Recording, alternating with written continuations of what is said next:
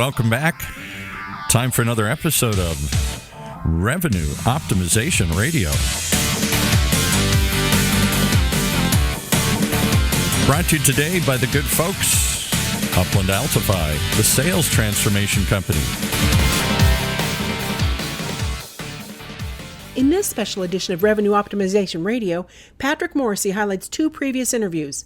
In the first half, we catch up with Patrick rushing through the airport and talking with Ryan Began from Salesforce, also on the go. We love the portability of podcast. There's a bit of a signal fluctuation between airports, but you'll want to listen carefully to Ryan as he tells us the 8 steps required to hire, build, and scale an OEM sales model to deliver revenue. In the second half, Patrick and Jay Shephard discuss building a Level 3 strategic seller and strategic sales force. Most tenured salespeople think of themselves as strategic sellers, but do they really have the skills? The real judge and jury is the customer. Are you perceived as a professional seller versus those you compete with? The harsh reality is that you are compared, whether you like it or not. This segment explores the different levels of sales expertise and what good looks like. So let's get things rolling with our transformative guest here, Patrick Morrissey. So we're just going to step up the level of difficulty today, both in terms of selling and then go to market. As I wanted to get into a conversation in a little more depth, or maybe it's a little bit of a corner case for some organizations. For others, it's core to how they drive revenue and achieve customer success, which is really going to market in the channel and specifically trying to build out, develop, and scale an OEM program. And I'm excited to welcome somebody who's really expert and has seen this film in great detail over the last several years in a couple different places. We're joined today by Ryan Began, who is a VP in the ISV, or the OEM group, as some of you may know it, at Salesforce. Ryan, good afternoon. Hey, Pat. How are you, buddy? I am doing great. Thanks so much for your time today. Hey, Ryan, I wanted to get you on the podcast because, when we talk about revenue optimization, more often than not across industries, the first bias everyone applies is a direct sales model. How do I get my team to surround the customer and actually drive the right kind of outcomes? But the larger, the more complex your business is, and particularly in the technology space, there's a lot of companies that go to market in the channel, and there's a good chunk of those companies that also do a fair amount of business, including Salesforce, in the OEM channel. And if you haven't been in that channel, if you haven't walked that or tried to deliver numbers, a lot of people have no idea what that is and what that's like. So before we get into that conversation, give us a little bit of background on you and your role at Salesforce. And again, I truly appreciate the time and the opportunity to speak with you this afternoon. But my name is Ryan Began, and I'm a VP here at Salesforce on the ISV team. ISV stands for Independent Software Vendor.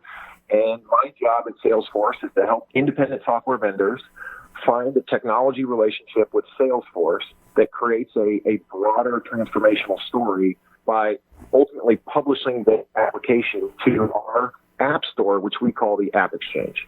So my job is to help partners put apps on the Salesforce platform and then help them sell to Salesforce customers, which drives customer success and happiness for everybody. Which sounds great from the soundbite basics, but there's a lot that goes into bringing that business to life. And you've been at Salesforce for several years now, and we're at Salesforce in the early innings of an evolution from more of a just partner kind of add-on model to actually trying to build a revenue-producing machine and really scale to meet the market.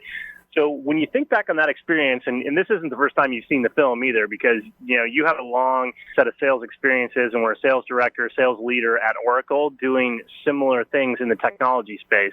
But technology aside for a second, when you think about the basics of trying to build an OEM model and go to market in an OEM model, what's foundational there, and what do you need to think about? No, that's a really good question. And yes, myself a little bit. I've been at Salesforce for 9 years. I've Oracle on the ISV team for approximately 5. So it has been, I have seen this movie a couple times over. You are absolutely right. But there are probably, I believe, true successful traits that are needed to drive mutual success in this OEM relationship. You need to sort of kind of use this as your anchor as you move forward to build a partnership, which is ultimately going to be driven around, long-term revenue growth. But in really no particular order except for the first one, I think the first, element that drives mutual success is are we focusing in on the customer, right? Is this partnership ultimately going to delight the respective customer or our shared customer so, we can open up new doors? When I say new doors, I think the second thing that I'm talking about is, does our partnership give us access to markets, regions, industries, or buying personas? Does this move us into a white space that we didn't have before because we weren't working together? Third, you think about this partnership, and is it going to fill a functional product gap, right? Is there something that is really this secret sauce that if we work together, this complements each other, which allows us to be better in the market and allow us to tell the next thing, which is fourth, this transformational story. Part of the reason why Altify and Salesforce have been such strong partners for the last decade is the fact that you guys make Salesforce look better when Salesforce and Altify are together, and that opens up a broader story to the C-suite, which allows everybody to be happier and frankly more lucrative. You've got to have a clear plan and investment, right? From respective stakeholders on both sides of the aisle. Is there a clear plan, and do we know what it's going to take to execute against that plan? And when I say execute it, the sixth thing is when you think about resourcing. Do you have the ability to find the appropriate sales leadership, product leadership, operations leadership, and technical leadership to execute against this juggernaut of durable growth that you're going to be building together? Seventh, is there cross-functional alignment? Salesforce today has 7 different industries, 12 different clouds. There's a lot going on at the company, and we are continuously working to make sure that we have the right mix of cross-industry and cross-functional alignment to make sure our partnership is successful. And then last but not least, are there executive sponsors? Is there somebody on each side that will be able to, look at each other each quarter or a couple times a year just to make sure things are going well? Or if they're not, allow us to right the ship? Yeah, that's actually a fantastic list. We could probably do a series of follow-ups on each of those topics across the top 8. So I love that you have a very concise framework. I want to double-click on a couple of things that you just hit on, because I think sometimes people want to check the box and they don't necessarily understand the realities of some of how you make this happen. And you started from a perspective of customer delight, but you also then very quickly got to, I think, what's one of the core value propositions around trying to do an embedded model or bringing your IP to the App Exchange in the case of Salesforce, which is getting access to, markets or customers or other buyer personas. When you think about that and some of the clients and some of the customers that are the partners that you work with, as well as positioning them to end customers, are there particular examples that you think illustrate the case in terms of a market segment or a buyer persona or a something else that's just clearly differentiated from what Salesforce is? Because I think most people think of Salesforce as, hey, you're the best-in-class CRM platform, and they may not know about all these other clouds, much less the ISV partners involved. Give me a couple examples of what that looks like in your purview. Yeah, I think it's a good question. It's a very good question. I think the idea around partners who drive the most success, are the partners who stay true to what they do best, right? As I mentioned, I'm an ISV VP at Salesforce, so I work with partners who basically are in a specific software class for a reason, right? They're doing risk management. They're doing e-signature. They're doing human capital management. They're doing things that Salesforce does not do. And the partners who stay true to their core DNA of the business that they launched, and then basically says, hey, look, I recognize that Salesforce or whatever platform partner that I'm working with has an infrastructure that I can leverage and take advantage of while still staying true to my my core value prop and my model, are those partners who typically achieve more than others.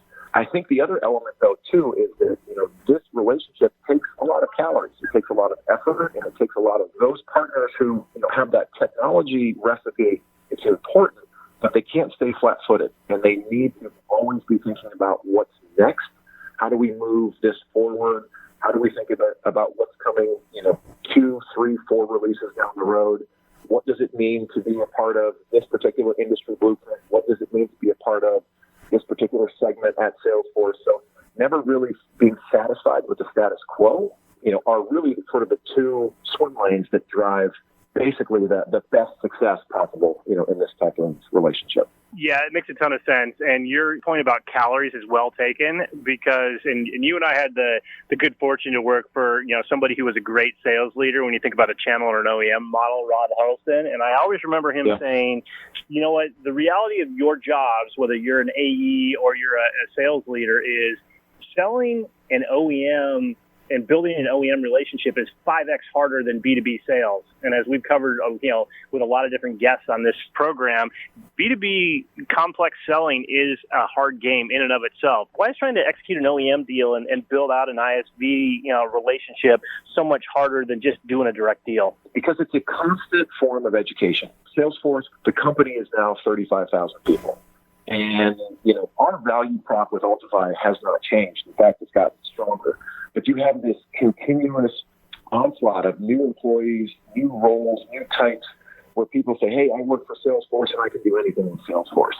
But ultimately, it's a short-sighted thought process because if Salesforce is going to get to, in our view, to be $30 billion, $40 billion, $50 billion a year company, we can't do that on Salesforce paper. We have to have a vibrant, lucrative, productive, long tail, which is our channel, our OEM channel, in order to drive that growth. If you're going to be that big a company, your channel is probably going to be as big in revenue as your direct sales business.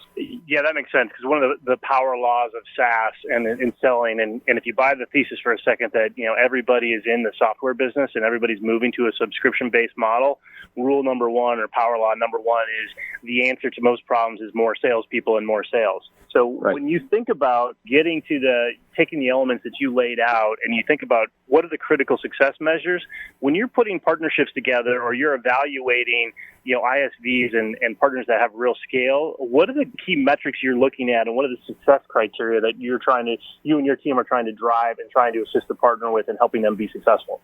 It's a really good question. It's sort of twofold. At Salesforce, again, it's a very big, vibrant company that is ever growing. And I think part of our charter here, on the ISV team, working with great partners like Altify, is to continue driving that value prop inside of Salesforce to make sure that everybody understands the value that the customer is getting when Salesforce and Altify work together. And that happens in many different layers. That happens in a renewals lens, it happens in a direct sales lens, and it happens through a technology lens. So you have to be able to pivot and tell the story for those different types of roles and people so they can appreciate the value that the partner is bringing. Secondly, you have to think about, again, that's inside of Salesforce, but what about the total addressable market that we're selling to? The enterprise accounts that you guys consistently win and consistently overachieve in. It is helping to drive alignment around the collective story that says, look, when Altify is here inside of the Salesforce environment, this is what you can expect. And then having essentially the acknowledgement and the understanding from the direct sales team, yes, this is, a smart decision for you. And really, it's going to drive, long-term customer success. Yeah, and that goes back to one of your comments about being able to fill in product gaps or being amplify that rolls up to a customer success story. We would tend to think about it, and I'm guessing lots of the other partners tend to think about behaving like Salesforce behaves, which is mission number one is to drive customer success. But Correct. What you're also suggesting is it's part of the sales team and the account team's role to help both inside and outside the building be able to evangelize the partner story and be able to tell that story in the voice of the customer. Correct. And that is part of the charter that, a good OEM rep has, is that they're able to appreciate that value prop that the partner offers and be able to deliver it to the right person in the right way when and where applicable. Yeah, 100% agree. And that's, again, one of those things that's easier said than done oftentimes. I want to pick that up and get into some of the people elements in terms of what do you look for in terms of the team. But we're going to need to pause here for a second for a commercial. We're talking to Ryan Began, the VP of the ISV business at Salesforce. And let's take a minute, pay the bills, and we'll be right back. We live in a subscription economy. You're only as successful as your customers, and that requires a mindset shift from what's our strategy for the customer to what's our customer's strategy and how can we help. Focusing on your customer's needs and providing value in every interaction is critical to building long-term relationships and sustained sales success. The challenge for most sales leaders and their teams is their sales process doesn't match how customers buy in today's digital world. Sustained growth and sales execution are impossible because the revenue team isn't aligned with consistent process and methodology to understand their customers' people and their problems. Altify's customer revenue optimization solutions activates the entire revenue team with a combination of strategy, methodology, and applications to help companies deliver more value to their customers. The result is increased sales velocity, improved win rates, and increased customer satisfaction.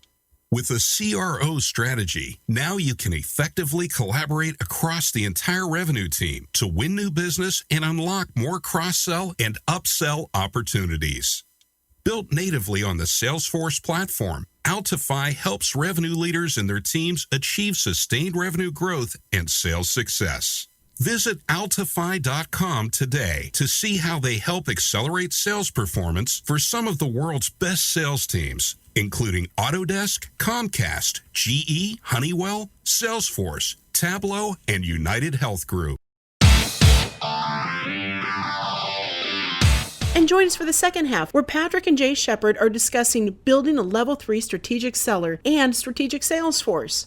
All right, let's pick it back up with Patrick. Yeah, I have a whole complete theory on RFPs, Paul, which is they exist primarily to keep people, in desk jobs, trying to produce value and wasting a lot of vendors' time. So yeah, right. That's probably a whole different show unto itself. I'd love to see that show, because too often I think they're just getting proposals and make themselves look good here. A lot of effort goes into an awful lot of wasted energy here. Oh, yeah, absolutely. But I want to come back to talking about building a team of strategic sellers. We're talking to Jay Shephard today, and Jay is an executive coach, a sales leadership coach and trainer. He's also an expert and has a whole body of work around negotiation. And when we jumped off, Jay, you had just laid out the framework between level 2 and level 3, and we were talking about how to get to capital and how to get on the agenda. But give me a little bit more color on the difference between level 2 and level 3, that top 30%, and what are the characteristics in your mind of a great seller? What does good look like if you were going to sketch out the diagram of a best-in-class strategic seller selling into a complex market? Man,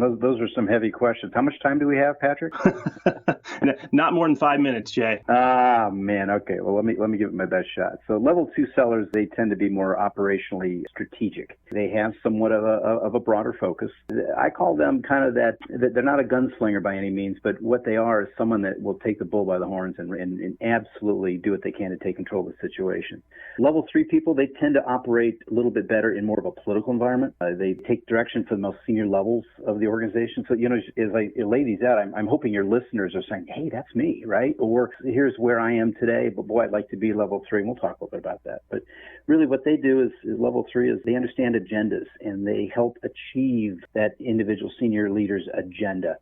They understand the politics. They understand conflict. They get the whole idea of what drives people to make decisions. They understand pressures, consequences of inaction. They kind of look at relationships not as I'm trying to sell you something, but more of a kind of a partnership, a mutually beneficial 1 + 1 = 3 partnership. Those are a couple things that kind of come to mind. The characteristics, there's so much that's out there now, Patrick, from, Challenger Sale to, there's some great books out there on value selling. And, I can give you what my perspective is on this, but just know that there's some really good content that's out there, I think, from various research reports. And, I look at a level 3 seller as one that, they have a kind of a unique perspective of the world and specifically of the client. And they understand the client's business, not just here's what they sell and here's who they sell to, but they understand the inner workings of the industry, the markets that they sell. They understand the competitive threats. They understand that the clients that they sell to actually compare themselves to others in the marketplace. I always use the example, look, sadly, here's Sears Holdings, right, and their financials, because the company's in bankruptcy. Tell me Sears doesn't compare themselves to Walmart, to Amazon, to Target and what have you, right? That's what a level 3 seller does. They understand who the customer they're calling on, who those executives compare themselves to, and then they wrap solutions around helping to relieve some of that pressure. So there's just a couple of top of mind thoughts anyway. Yeah, and I want to go back to a point you raised earlier about generating impact. It's one thing to understand the politics or some of the priorities. It's another thing to be able to frame a solution in terms of the customer's language, the customer's outcomes, the customer's expectations in terms of value, how they deliver value. And you also raised the point that fundamentally, whether it's your direct competition or maybe more broadly, it's everybody else who's calling on the same account you're calling at, you're being compared to all of those people who are fighting for mind share, fighting for dollars. So how do you break through the barrier, or what suggestions would you give to try to, particularly for a lot of people who are more advanced in this conversation, trying to get to a level 3 level of sales skill and execution? 30 plus years, I have essentially arrived where I am today through, mistakes, perspective, awareness, almost to a point of recognizing unconscious, what I'm competent at and what I'm not, and then really eventually becoming unconsciously competent, as they call it, right? So I think one of the first ways you can go from, let's say, level 1 to 2 or level 2 to 3, wherever you may be, first of all, it's okay, recognize that right off that, it's okay to be where you are. But if you want to make a change, what you need to do is recognize what you do not do well in, that just naturally may not come to you, or you just perspective isn't there, and make a concerted effort to improve. So how do you do that? Well, for me anyway, I had to ask myself, what way am I motivated? Am I tactically driven? Am I guided by client strategic vision? Can I anticipate threats, not only to me, but to my own client? This is about changing, then controlling a conversation. And so it's kind of being proactive. And so move from that reactive mode to being more responsive and proactive. I mean, those are some really good characteristics as well of being level 3. Politics. Boy, Patrick, you and I both know this, right? Pat, when it comes to politics, politics is everywhere. We look at the executive branch, we look at Congress, we look at all of that, but gosh, there's politics in your local school board, in your local bingo parlor, if you wanted to make it, really politics, are everywhere. So understand and be aware first of politics in the client organization you're calling on, then start to learn how to be agile, and then eventually what we call politically astute. In other words, you're so strong politically, you know what pond of water you can dip your toe in and what you can't, and eventually you'll earn that moniker of being politically astute. And then finally, here's one of the things that I see more than anything else as it relates to a level 1 seller. And I don't know about your perspective on this, but level 1 sellers tend to use the resources, those very rare resources that clients have that are available to their entire sales organization. They use them prematurely or excessively. And I think a good level 3 seller is one that can use those resources in a timely and judicious manner as well to have the greatest impact. So anyway, there's a couple of top of mind thoughts anyway. Is that helpful? It is, but your point about resources is interesting too, because I would make that same observation in terms of resource utilization, both on the client side as well as internally in the business. That, my observation is that the top sellers that I've seen through my career generally do a good job of, quarterbacking the team, to use a little bit of a tired analogy, but they're judicious with their asks, both in terms of the client but also in terms of the internal, all the members of the revenue team that they've got to get involved to really surround the client and help them deliver, the right kind of solution, the right kind of value, the right kind of outcomes for their business. That's a solid point. And, we're talking about level 1, 2, and 3 in the eyes of the client. We got to also think in the eyes of our own companies that we work for. What is your reputation? Where do you fall? And this resources point you're bringing up there is a great example of where probably first to look. It is, too. And it's interesting because we had done some research, and one of the questions we had asked at Altify was talk about the relationship, and do sales and marketing work well together? And as you might expect, they generally gave themselves reasonably high marks. The marketing guys a little bit more than the sales team. But when you ask that same question about the sales marketing relationship to the rest of the revenue team, finance, ops, G&A, et cetera, the answer that they came back with was, well, only about 50% of the time in our companies. It's all the other people on the team that are really one of the differences, I would argue, between what you're pointing to in terms of level 2 versus, level 3 seller. And I think that there's a lot of great opportunity for all of us. As I said at the top, I don't think there's anybody who got up this morning in a real professional sales leader or even professional seller mode who isn't thinking in some way, shape, or form about how do I execute better? How do I perform better? How do I learn more? So when you think about your career and the clients and the folks you've worked with and worked for, Jay, who would you point to as best in class, or give me an example of one of the best, revenue or sales leaders you've ever worked for, worked with, and what did you learn from them? I've had a wide variety of experiences with cultures and really experienced individuals at both ends of the spectrum, that best and worst. And, you could learn from that too, right? I would say that the best sales and revenue leader I've worked for is probably one that was able to build a culture that was around exceptional customer-driven excellence, right? But they believed in something more than that. They believed in the operational element, the efficiencies, taking technology, whatever your CRM platform might be, and truly utilizing it versus being a data repository, but actually get that data to work for you. And so I see that so often is these CRM platforms, for example, they're so underutilized. So you look at efficiencies. I saw sales leaders and worked for sales leaders that were able to bring those efficiencies out and then drive better sales effectiveness culture. They were really good at defining what success was, but patient enough to train you and teach you and give you those experiences that you can learn along the way to become level 1 to level 2, level 2 to level 3. And then finally, they're really good at communicating a vision and that you could buy into it. Those are great thoughts. Going back to level 1, level 2, level 3, one of the points that you made I think is critical here is, hey, level 1 is okay for a lot of circumstances and a lot of type of selling. So it's not that, everybody on the planet wants to or even needs to become a level 3 seller, but it's different in every single market and in every single, area. But it comes down to, can you generate impact for your clients? And as I said before, I think there's a lot of organizations really struggling with this, Jay, and really looking for help to understand what good looks like and how do they up level their entire sales team from level 1 to level 2 to level 3, and build skills in small ways. So if people wanted to reach out to you, what's the best way to get in touch with you, get in contact, and tap into your expertise? I would say go LinkedIn. I'm Jay Shephard, Achieve ROI, and I've got a presence there. And, it's really interesting because a lot of people say, well, set up a website, you know what? I don't want to get too big too fast, and I'll tell you why. You start to lose the intimacy, the effectiveness. And so I'm at a situation and an opportunity at this point where I'm able to work with a handful of clients at a time and get very intimate with them to ensure that their ROI is being driven. So check me out on LinkedIn. I've got all my contact information there as well. Excellent. Well, Jay, I really appreciate the time this morning. I appreciate the insight as well. And I would encourage all of you to contact Jay or to contact us at Altify if you need some more help in terms of trying to help raise the bar on sales performance and drive the next level of strategic selling from level 1, level 2, level 3. So,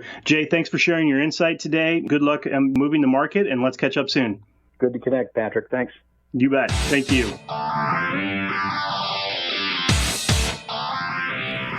You've been listening to another episode of Revenue Optimization right here on Funnel Radio Network for at-work listeners like you.